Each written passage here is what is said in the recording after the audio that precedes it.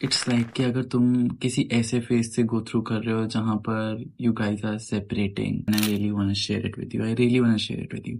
अगर ये तुम्हारे साथ कनेक्ट होता है तो do let me know in the comments, claim the energy. अगर तुम्हारे साथ कनेक्ट होता है तो मुझे कमेंट सेक्शन में बताओ, इसे शेयर करो and save this reading. So you are having a separation, a breakup or a transition phase you're going through, तो ये रीडिंग आपके लिए, and you're gonna know it कि ये रीडिंग तुम्हारे लिए है, ये तुम्हें पता लग जाएगा। जब हम किसी को प्यार करते हैं ना, अगर हम किसी फूल को प्यार करते हैं तो we don't pluck it, we water it.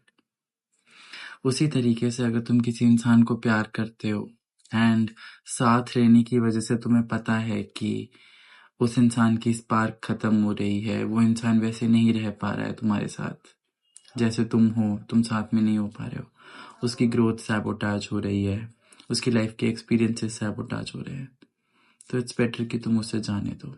And इसका मतलब ये नहीं है कि तुम उससे प्यार मत करो, कि प्यार नहीं करो। प्यार करना और किसी को पकड़े रखना, रोके रखना इज अ डिफरेंट थिंग। तुम किसी को जाने देकर भी उससे प्यार कर सकते हो। Letting go is a form of love. किसी से अगर तुम प्यार करते हो और तुम उसे जाने देते हो, इससे तुम्हारा प्यार कम नहीं होता।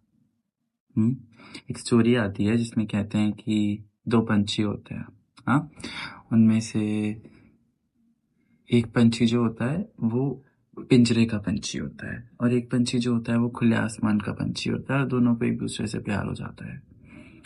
एंड जितनी भी कोशिश कर ले, पिंजरे वाला पंछी खुले आसमान में उड़ नहीं सकता और जो आसमान का पंछी है वो पिंजरे में रह नहीं सकता। एंड जस्ट बिकॉज क्योंकि वो दोनों साथ में रह नहीं सकते, इसका मतलब ये थोड़ा ना है कि उनका उनके लिए प्यार खत्म हो जाता है। You getting my point? I hope ये रीडिंग जिसके लिए उस तक पहुंच गई है, जिसको ये चीज़ समझने की ज़रूरत है, जानने की ज़रूरत है, बात तुम्हें समझ में आ गई है।